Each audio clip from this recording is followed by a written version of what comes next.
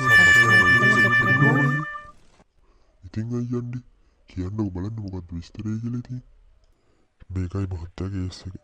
දැන් අපිට තෙල් නැතුව ඉන්නේ මහත්තයා වීලි වීලි. අපිට මේ ළඟපාතින් ආරංචියක් ආවා අපි දන්නේ කෙනෙක් ගාව තෙල් ටිකක් තියෙනවා කියලා. ඉතින් අපි ගියා තෙල් බලන්න. මහත්තයාට කියන්න මහත්තයා තෙල් වල ගණන් යකාගේ ගණන්. ලීටරයක් රුපියල් 2000ක් කියනවා. ඒකනේ මහත්තයා බලන්නකො අප්පා කියලා වැඩක් නැහැ. යකෝ අපිටමනේ මේවා වෙන්නේ. දැන් කවුද ඔය තෙල් තියනවා කියන මිනිහා? ඒ මිනිහා නම් කවුද කියලා අපි දන්නේ නැහැ මහත්තයා. ඒ වුණාට මගේ යාළුවෙක්ගේ යාළුවෙක් තමයි මේ මහත්තයා. කතානේ කතානේ අයියන්ඩි දොඩන්නේ මෙතන ඇවිල්ලා. එක්ක හරියට දැනගෙන ඉන්න ඕනේ කවුද මේ මිනිහා කියලා. අපි එතනට ගිය වෙලාව නම් මහත්තයා අපිට තෙල් පෙන්නු එයාගේ ගෝලයා. ඔව් ගෝලයා. ඕකේ අපි බලමුකෝ කවුද හොරාට තෙල් බිස්නස් කරන මිනිහා කියලා. Let's go boys. ඔයි චන්ද්‍රපාල අපිට ඇරියසේ කවුරු හරි පොලිසියට ඔත්තු දීලා තියෙනවා මට දැන් ආරංචියක් ආවා පොලිසිය මේ පැත්තට එනවා කියලා.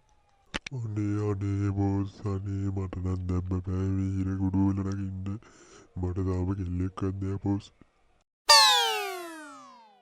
ඔයි මේ කොයි වෙලේ ගොන් කතාවක් කියන්න එපා මනුස්සයෝ.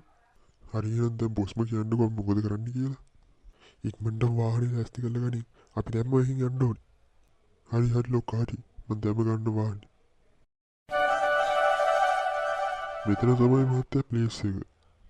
මට පේන්නේ මුන් අපේනවා කියලා කලින්ම දැනගෙන වගේ.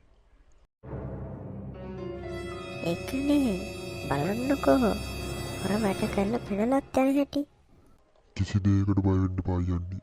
මේ ලකී ඉන්නකම් ඔය ජාවාරංකාරයන්ට මේ රටේ ඉඩක් නෑ. නීති හස්තේ දිගයි කියන්නේ බොරුද?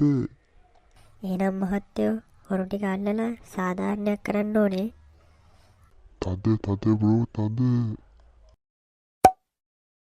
බොස් දැන් අපි කොහෙටද යන්නේ කියන්නකො පොඩ්ඩක්.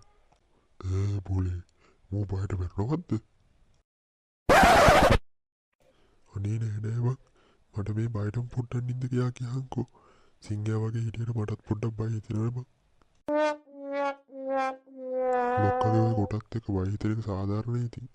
උඹේ විහිළු දැන් වුණාට වැඩි කටවහගෙන යමන් ඉක්මනට මං කියන තැනට. අපි වල්ලන එක ලේසි වැඩක් නෙවෙයි කරන්න බැරි වැඩක් මහත්තයෝ. ශාෂා ලොක්කසා අතනට වඩා මෙතන ගුඩාරියක් තියෙනවනේ තීජන්ගේ මල්ලි සල්ලි. ඔබ මේ දැක්කේ පොඩ්ඩයි බං බැරල් 50ක් විතර යායට තියෙනවා. තව බැරල් 50ක් විතර අපිට අවශ්‍ය සිද්ධි වගේ හම්බෙයි.